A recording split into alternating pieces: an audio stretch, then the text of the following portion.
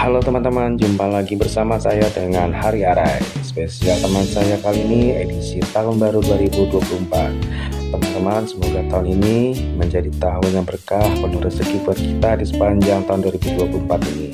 Apa yang teman-teman ciptakan di tahun lalu yang mungkin belum kesampaian, mudah-mudahan tahun ini bisa tercapai tanpa halangan apapun. Amin. Nah, kali ini saya lagi di daerah di Karanganyar. Ini saya lagi berkunjung ke rumah teman dan masih menunggu yang bersangkutan datang. Ini lagi menunggu namanya Mas Anggit. Nah itu tuh orangnya sudah lewat tuh. Yuk kita lanjut aja ke tempatnya Mas Anggit. Yuk kita susul yuk.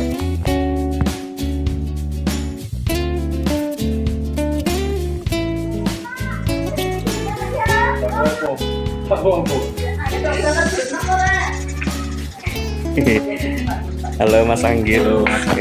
Lama gak ketemu Mas. Ya, Ih, terakhir ya di Lokanan itu ya 2000. terakhir kita ketemu tuh ini Mas, waktu di Benteng pas waktu acara Seventeen.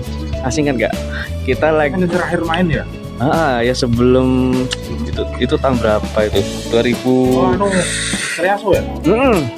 Nah, Pas balapan sama teman-teman Boy Scout Foundation. saya juga lagi bergelar lapak di LCD situ. Oke.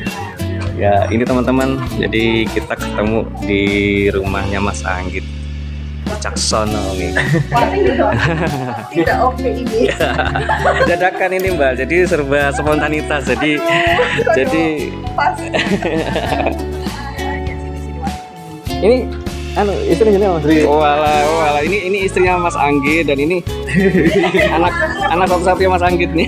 Ya. Ini ibunya Mas Anggit. Ini satu keluarga berarti ya Mas. Wah, Kita mau bergerak. oh gitu. Iya. Mau berenang di mana, Dek? Oh iya. Cuaca lagi cerah ini. Udah, yuk. Yuk, hati-hati ya. Oh enggak. Iya Bu, hati-hati Bu. Ya, yuk kita masuk ke dalam rumahnya Mas Anggit dulu. Ini rumahnya Mas Anggit. Assalamualaikum. Nah. Wah, keren. Gila, ini taman bacaan ini Mas. Ya, dulu memang seneng ngumpulin komik sih dari 2000 berapa ya aku ya mulai ngumpulin komik baru 2008 2009 sih itu sih. 2008 2009 berarti sudah mau 14 tahun ini ya Mas. Ya kan udah 15 tahun Mbak ya. 15 tahun. 15 tahun. Udah banyak berkurang karena kemarin udah mulai dijualin kan. Ya, sebenarnya karena satu dan lain hal, jadi sebenarnya nggak pengen pensiun dari perkoleksian, cuma ngumpulin yang disukai aja gitu. Oh gitu. Cuma yang ini, yang komik-komikku yang ini, yang lain udah separuh rak lebih yang Ada PS1 yang pertama ya. satu. PlayStation generasi pertama. Ya, aku dapat di Notoharjo 25.000 masih nyala. Oh second Mas. Wah, Masih komplit stick, memory card, kabel. ini berarti ini semua koleksi komiknya Mas Anggit. Ini dulu beli baru apa second Mas waktu itu? Apa? Ada beberapa yang second, ada beberapa yang beli baru mas di Gramet. Beberapa sama untuk Hamas belum tutup. Untuk Hamas belum. Oh iya Togel Mas itu ya. Ini juga ada koleksi VCD, film-film, terus ada album. Oh ya, ini bicara tentang album ini Mas Anggit ini penggemar musik punk rock atau punk aja Mas enaknya. Pangrok sih mas. Jadi menarik ini. Saya pertama kali main ke rumahnya Mas Anggit dan ini langsung disuguhi ruangan khusus untuk benda-benda koleksinya Mas Anggit. Ada majalah Hai juga. Wah, kebetulan majalah Hai ini dulu bacaan saya waktu saya masih SMP loh Mas. Saya dulu juga langganan majalah Hai. Ini berarti koleksi dari kecil Mas Hai ini. Itu aku mulai ngumpulin hari itu sekitar 2011 mas. itu aku cuma ngumpulin tahun 88 sampai 94. Sampai 94. Berarti yang setelah 90 sudah tidak sempat ngoleksi ya Mas ya? Udah nggak ngoleksi karena aku kalau benar masih ingat aku ngumpulin yang ada serial Balada Siroy. Oh iya, karya Golagong. Itu saya sempat baca itu. Kebetulan saya dulu juga baca novelnya karya Golagong sama Hilman Hariwijaya, Mas. Kebetulan saya juga fans berat sama Lupus. Dan kebetulan di rumah saya juga ngoleksi novel Lupus karya Hilman Hariwijaya. Dan Mas Hilman sekarang udah meninggal ya Mas ya. Keren nih. Lupus itu punya aku udah laku juga ya Mas, sekarang dijual. Aku punya banyak dari Lupus kecil, Lupus tok, Lupus ABG, Lupus kecil, Lulu. Terus kayak yang novel lepas kayak Cafe Biru. Cafe Biru punya Rasta dan Bella itu. Valentine. Gilas dan Sam. Valentine. Gitu. Nah, dan aku punya nggak banyak orang tahu ya. Jadi setelah Pak Hilman meninggal itu Mas Gong yang nulis obituarinya di majalah Tempo.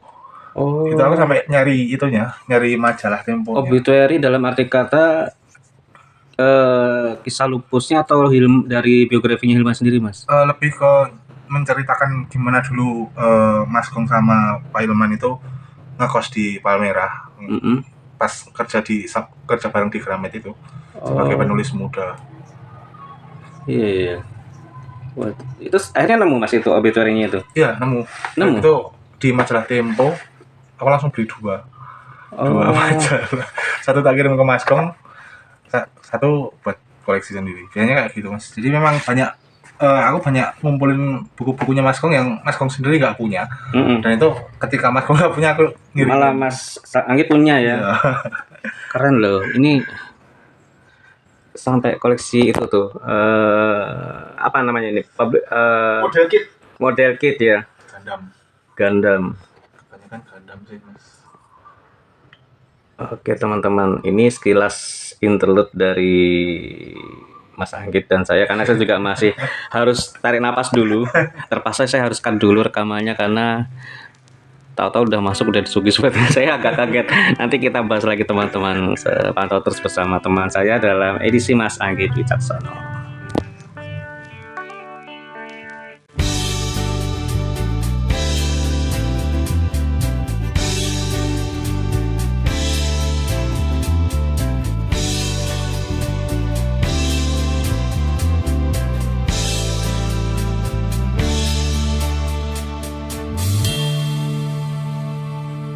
Kembali lagi dalam teman saya dalam edisi bersama Mas Anggit Wicaksono. Betul ya Mas Anggit? Mas Anggit Wicaksono. Takut salah karena kita udah lama nggak ketemu. Saya cuma ingatnya tuh namanya Mas Anggit aja.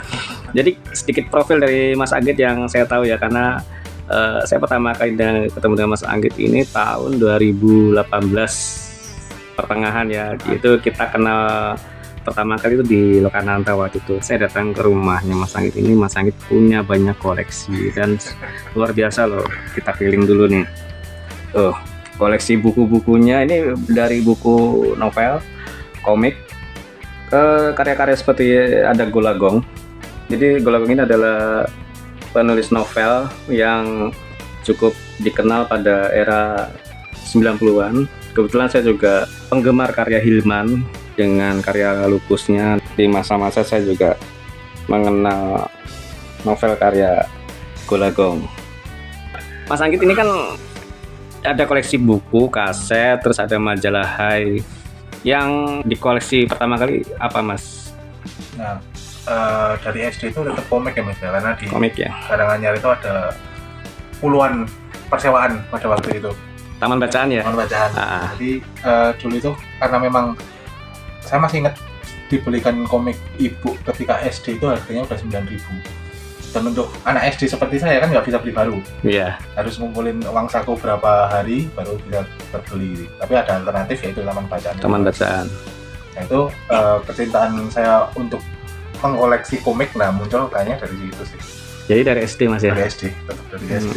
Ya. Kalau kaset pita itu malah segera menyusul ketika era MP3 udah keluar mas. Jadi berarti setelah tahun 2005 ya? Ya sekitar 2000-an awal ya. 2000-an awal. Waktu itu MP3 lagi booming kan. lagi booming.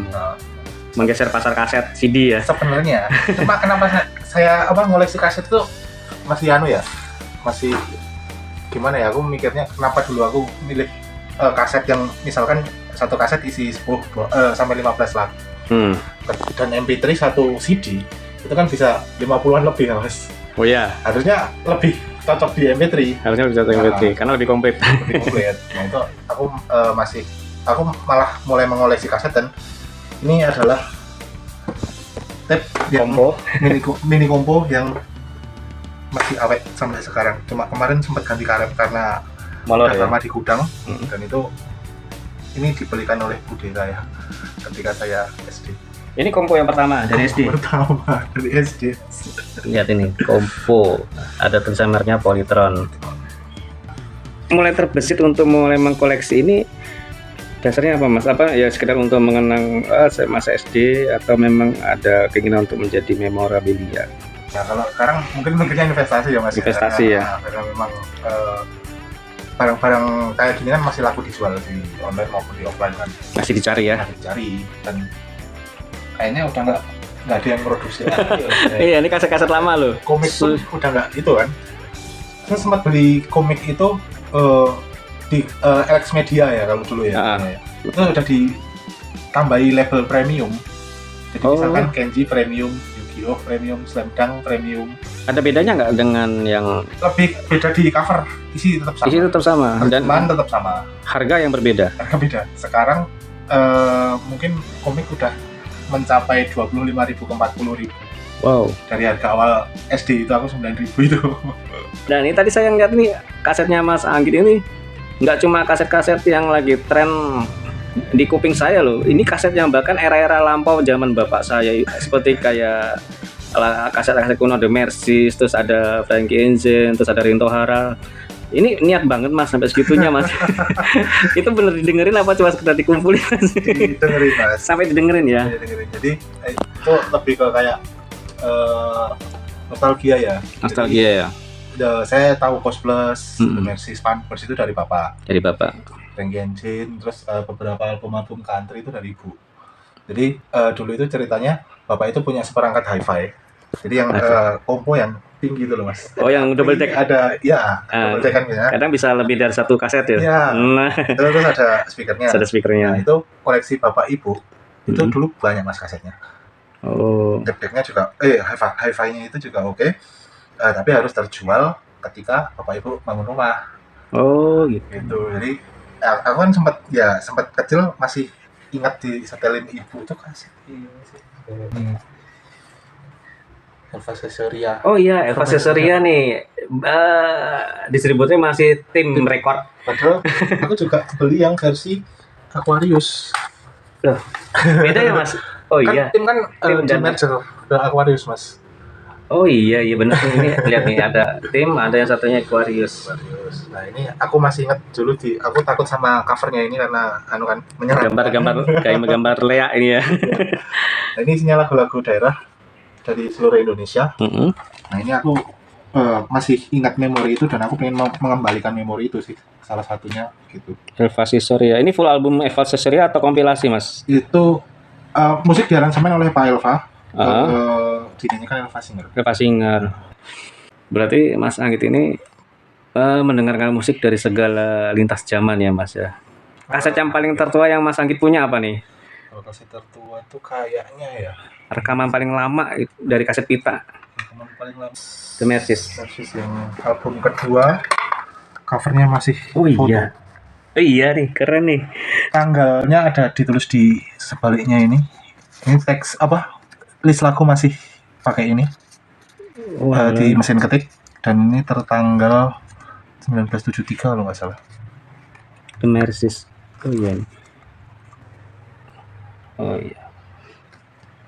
Oh iya, jadi dulu kaset zaman dulu ya, kalau di era-era terutama 70-an sampai awal 80-an itu kaset tuh cover tuh belum seperti kayak sekarang teman-teman. Jadi cover zaman tuh foto. Benar-benar foto yang ini ya dicetak terus ditempel gitu aja di cover keluar ya. Dan ini kan sebenarnya cover piringan hitam. Oh. Dan dulu itu sepengetahuan saya ya, ini hasil dari rippingan vinil.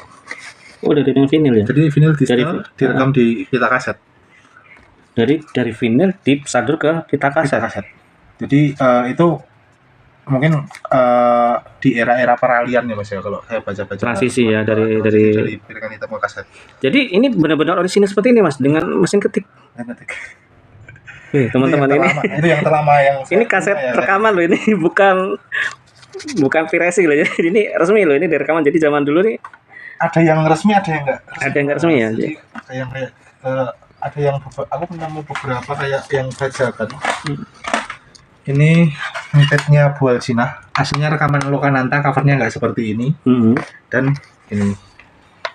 ini bajakan engine yang harusnya covernya gila. Oh iya, saya tahunya yang ini nih. Resminya yang ini, Musim Bunga. Ini karya apa? Dari produk Jackson Record yang resminya ya, Jackson. Terus ternyata ada versi KW-nya. Suara Kencana Stereo. Tapi untuk kualitas suara ini sama ini lebih bagus Jackson. Iya, karena di Jackson itu terkenal jernih. Saya pernah dengar dari studio Jackson ya, terutama albumnya Ebit Gade waktu itu, karena Ebit Gade, karena saya dulu zaman masa kecil saya sering diputar sama karya-karyanya Ebit Gade dari album Camellia. Terus itu terkenal banget karena rekaman kualitas pada saat itu sangat jernih, ya kan. Kenapa kok rekaman kaset zaman dulu dibandingkan sama rekaman zaman sekarang, kok zaman dulu tuh pita tuh kualitasnya bisa lebih awet, bahkan rekamannya bisa jernih? Kalau aku lebih ke pitanya sih Mas, aku kualitas pitanya zaman dulu itu kan bisa dikatakan kan dari prototipe ke produk pertama gitu loh. Pita magnetik itu. Jadi memang awalnya kan dibuat hanya untuk pita reel, yang untuk rekaman. Akhirnya dimodifikasi jadi kecil seperti ini. Nah itu aku sempat beberapa kali nemu ya. Jadi kaset-kaset yang masih lama kayak gini dibandingkan dengan kaset-kaset lisensi ataupun mungkin kaset-kaset yang beredar di tahun 2000-an awal, itu pitanya jauh Mas. Kayaknya lebih tebel ini deh. Tebel yang generasi ini ya, pertama ya. 70-80-an lah. Jadi jam kan mungkin pernah ngalamin juga tuh Mas. Jadi ada Metallica Master of Puppets yang rilisan Tim Record sama yang lisensi. Oh iya, itu seni Tim Record loh. Oh iya benar, dari Tim Record. Tapi mungkin karena kualitas pita yang dulu mungkin semakin lama mungkin semakin mahal ya, mungkin untuk bahan baku atau gimana Mas? Bisa jadi, dan lebih ke mungkin ke sumber kopiannya Mas. Jadi kan kalau dulu misalkan master pita kan masih pakai reel terus langsung dikopi ke kaset. Kalau di 90 ke 2000-an kan mungkin udah digital. Masternya pakai CD atau pakai kaset, di copy ke kaset lain gitu loh. Itu yang dialami oleh Lokananta juga. Kenapa duplikasi di Lokananta oke ya, karena mesin duplikasi sama mesin duplikatornya sama mesin masternya masih oke gitu loh. Masih orisinil yang dibandingkan sama mesin sekarang ya. Oh ya, dulu saya pernah tahu, saya sempat nih lihat pita ya, zaman kaset zaman dulu. Pita ini dulu sempat saya tahu ini kan coklat nih. Dulu sempat ada warnanya hitam. Ada warna hitam, terus ada merek Maxell, terus ada merek BASF, terus TDK. Tapi paling solid Maxell sama TDK sih Mas. BASF itu jernih, tapi rentan mengelupas. Oh iya. Aku pernah punya beberapa album, jadi kayak The Very Best of Bon Jovi, The Very Best of Judas Priest. Itu pitanya rontok semua. Oh iya, jadi dulu C90. Jadi dulu tuh pita BASF tuh malah yang paling banyak beredar di pasaran akhirnya ya kan? Karena dipakai untuk rilisan setelah lisensi. Oh gitu. Ya, kalau lisensi biasanya masih pakai Maxell atau TDK. Kalau rekaman kaset musisi zaman dulu kan bener-bener real ya, mulai dari awal sampai akhir itu tanpa jeda, tanpa edit ya. Jadi seandainya terjadi kesalahan harus mulai dari awal ya Mas. Mulai dari awal. Saya tuh nggak bisa pikir kayak band rock zaman dulu tuh berarti bener-bener mentalnya nyalinya luar biasa ya. Iya, harus perfect. Iya kan, kalau dulu kita tahu loh band-band ya, kita nggak usah jauh aja, God Bless zaman era 75 dari album sampai album Cermin itu kan, itu musiknya wow, itu skill banget tuh, progresif pertama. mereka memainkan lagu Anak Adam yang sampai waktu itu nggak salah 9 menit atau sampai 13 menit, kayak 9 menit ya. Dan itu dengan musik yang sangat jeli, saya nggak bisa bayangin rekaman pada waktu itu gimana ya. Dan itu sempat ya Mas ya, Coldplay kan sempat mampir ke Lokananta kan itu kan. Iya. Mampir ke Lokananta. Begitu masuk studio, Pak D ya nyebutnya, Pak D Ahmad Albar ya, bilang ini alat rekamannya baru semua. Padahal itu alat rekaman yang dimiliki oleh studio Lokananta. Woi. Berarti kan alat untuk merekam lagu-lagu Coldplay kan lebih jadul lagi Mas. Lebih kuno lagi ya? Lebih kuno lagi gitu loh. Luar biasa. Kalau yang boleh saya tahu nih Mas, peralihan dari pita kaset. Sebelumnya kan kita sempat kenal yang namanya piringan hitam. Ya. Dari sejarahnya piringan hitam ini sampai jadi transisi ke pita kaset itu sebenarnya terjadi sejak tahun berapa Mas? Nah, kalau berdasarkan sepengetahuan saya itu kita bicara yang dekat-dekat aja ya, Lokananta ya Mas ya. Lokananta itu kan awalnya memang pabrik piringan hitam. Berawal dari pabrik piringan hitam. Itu berganti produk menjadi kaset pita itu sekitar tahun 71, entah itu 71 entah itu 72, itu pokoknya sudah bikin album untetnya ini, cuma bukan yang ini, itu versi kaset. Ini versi kaset, ada ya, versi PH-nya. Ada versi vinil. Jadi masih Lokananta itu masih memproduksi vinil, tapi lebih banyak memproduksi kaset daripada vinil di tahun karena kaset lebih laku. Kaset itu bisa dikatakan lebih murah dan lebih efisien kalau menurut saya. Karena kemasannya lebih simpel ya dibandingkan sama PH yang besar ya. Yang besar dan kayaknya harganya lebih murah sih Mas kalau menurutku. Walaupun sebenarnya kualitasnya lebih mantap piringan hitam ya. Tapi berdasarkan cerita-cerita ya orang-orang terdahulu itu, kalau nggak salah ya itu satu vinil itu bisa dapat sekitar 3 ke 5 kaset kalau nggak salah ya. Satu vinil baru itu dapat 5 kaset. Harganya satu vinil perbandingan. Perbandingan harga. Dan itu mungkin kaset itu bisa dinikmati juga untuk kalangan menengah ke bawah. Nggak mungkin yang nyetel vinil gitu loh. Iya betul ya. Kalau menurutku loh ya. Karena alat pemutarnya untuk vinil sangat mahal sekali. Total Mas Anggit punya karya koleksi kaset ini udah ada berapa album nih? Pernah mengkatalogasi? Jadi lebih ke aku dulu memang sempat kalap di 2011 2012 itu ketika Sandi Market Manan itu ada sekitar 6 penjual di situ. Nah aku setiap minggu pasti bawa sekitar ya katakanlah 300.000 400.000 hanya untuk beli kaset Mas. Itu udah beberapa kaset? Banyak Mas, karena kan satu kaset misalkan itu paling mahal, aku masih ingat aku dapat Bad Religion itu 15.000. Sedangkan harga online itu udah 35.000. Dan itu lainnya kaset-kaset biasa kayak kaset-kaset alternatif, kaset-kaset Indonesia itu masih sekitar 7.000 ke 8.000. Itu untuk borong itu Mas. Dan dulu mungkin kalau 2.000 nggak nyampe, mungkin ada sekitar 1.000 ke 1.500an kaset. Cuma untuk sisanya ini tinggal sekitar 600 judul ya.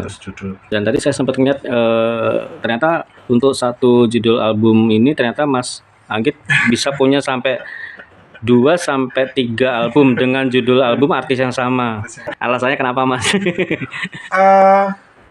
Itu memang niat juga. Yang pasti ya satu buat investasi juga ya Mas ya. Investasi. Karena produk-produk ini kan udah nggak diproduksi lagi kan untuk saat ini.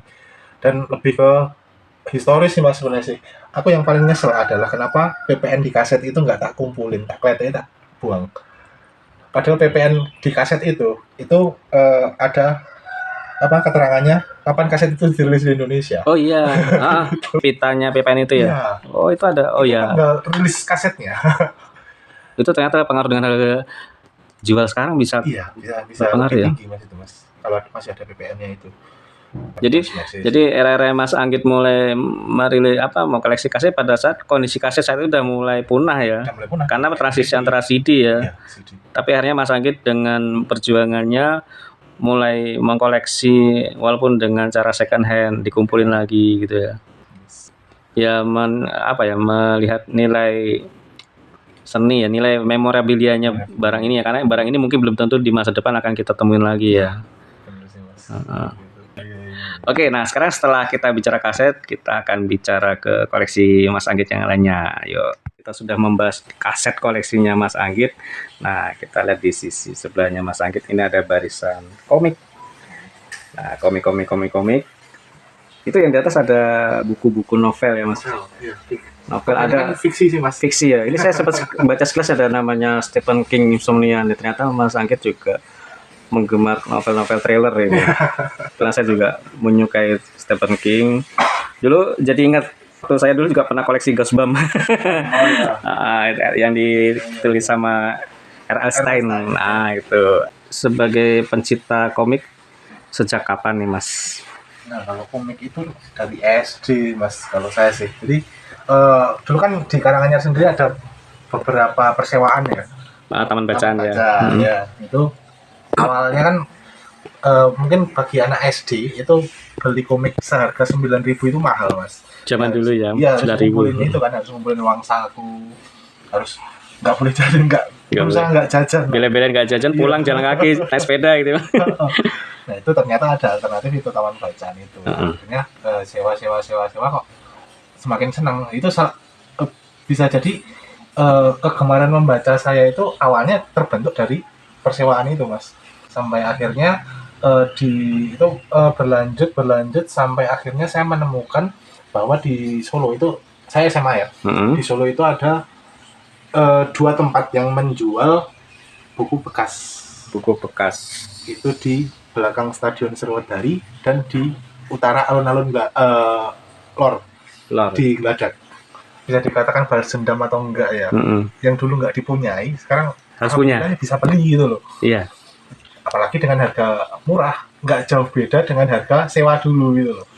Kalau mungkin kan dulu aku ngalami awal-awal itu sewa sekitar Rp300, 500 sampai ke 1.000. 1.000 itu biasanya untuk komik-komik baru. Di tahun-tahun 2000-an kayak era-eranya Flame of Recca, Slam Dunk lah. Slam Dunk ya. Ya, itu sewanya udah 1.000-an kan itu kan. Per komik ya. Per komiknya, dan itu untuk sekitar 2 ke 3 hari.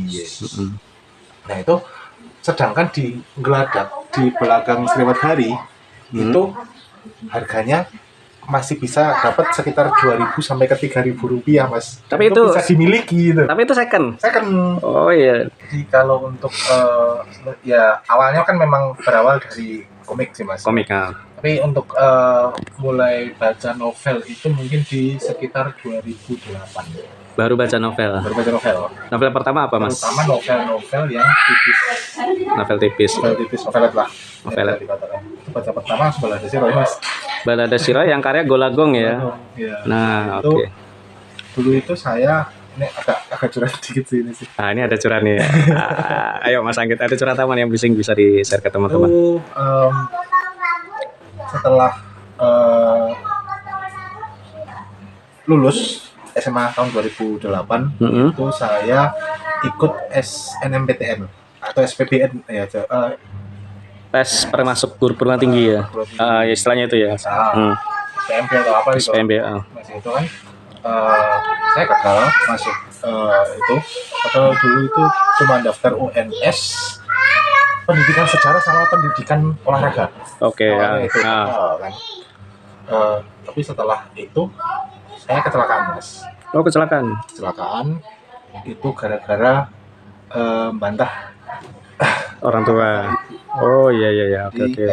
Sebenarnya sepele. Jadi pengen nongkrong malam hari, pengen ambil ketipung di rumah teman. Iya.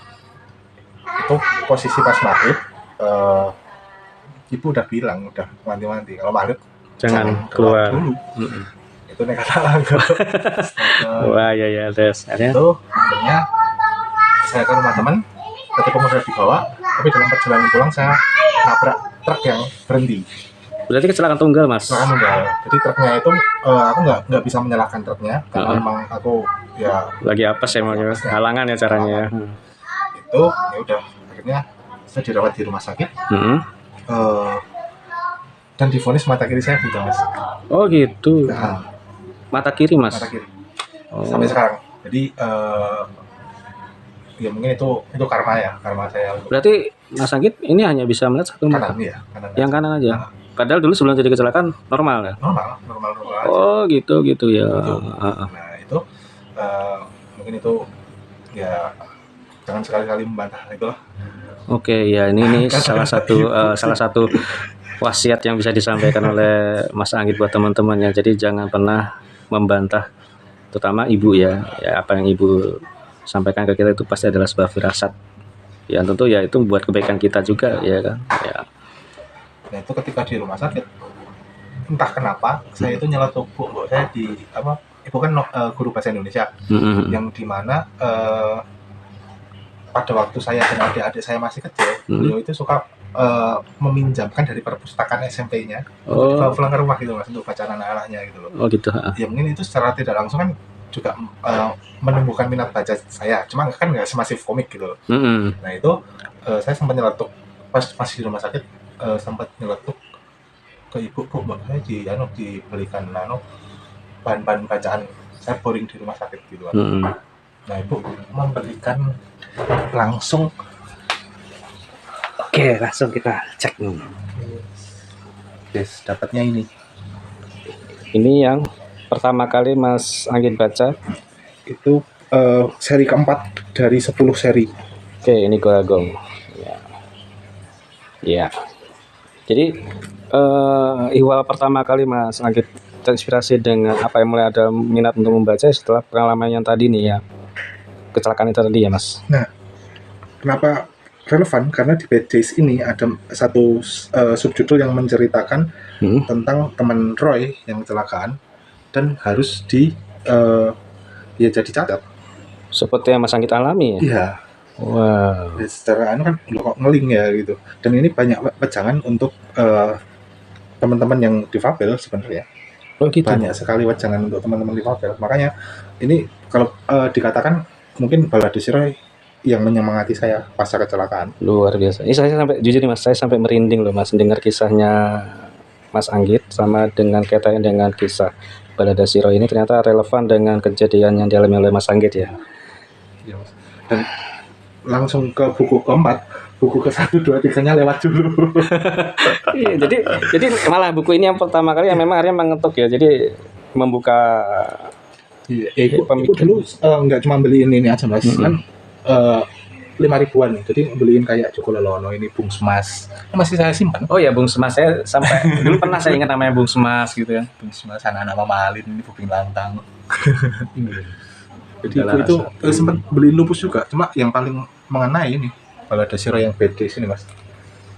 Oke, ini jadi sebenarnya itu ya kalau ini buat teman-teman ini bacanya ternyata cukup berpengaruh besar dengan jalan hidupnya Mas Anggit sendiri ya, karena kisah yang ada di ini tanpa sengaja atau mungkin memang atas hidayah ya mungkin diberikan oleh Allah itu ya lewat buku ini. Jadi seperti penyemangat bahwa hidup masih akan terus berjalan ya Mas. Ya. Jadi ini sangat mempengaruhi sekali oleh perjalanan hidupnya Mas Anggit sendiri. Ini secara personal loh, saya sampai terharu, bahkan saya dan yang kata-kata yang masih saya ingat penyemangatnya kira-kira kayak gini. Jadi fisik kita boleh cacat tapi jiwa kita tidak. Wes, mantap. Luar biasa. Dan kebetulan lagi yang tadi majalah yang dihibahkan tadi, subjudul yang sudah komplit, Betis juga. Betis juga. Berarti ini kayak ini seperti ini seperti sinyal alam semesta ya buat Mas Anggit sendiri, ternyata punya cita sendiri ya tentang ini ya. Tidak jauh dengan pengalaman hidup saya ternyata. Di sini sih, Betis ini aku juga nggak, kan dulu sempat kan tak sortir dulu kan. Jadi ini masuk di subjudul Joe, ini masuk di subjudul Avondorer, Rendezvous, Ransel dan sebagainya. Tapi setelah tak cek Betis, kan ini ada apa? Daftar isinya kan ini kan. Komplit mas, dari 10 subjudul. Di selatan sampai ini yang satu edisi high. Per edisi high ada satu judulnya ini. Jadi cerita ini sebenarnya dalam satu buku ini masih ada benang merah semua mas setiap bab ini. Iya, berlanjut ceritanya. Wow. Kan kalau disuruh jadi serial sama serial. Kalau Lupus kan kadang-kadang dia nggak nyambung. Kadang satu judul udah dengan judulnya udah ganti tema kata itu. Ini aku nggak tahu ya. Aku ketika aku ke belakang Sriwedari atau ke belakang pasti nyari Golagong, entah itu aku udah punya atau enggak. Betis Aku udah punya 5 mas. Satu masih segel tulisan baru. Serius nih mas? Iya mas. Ya buat teman-teman.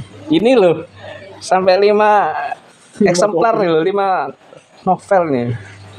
Mas Anggit luar biasa loh. Saya baru tahu nih ada teman yang ternyata ya ini saya bilang koleksi itu nggak main-main loh, nggak cuma satu kopi loh.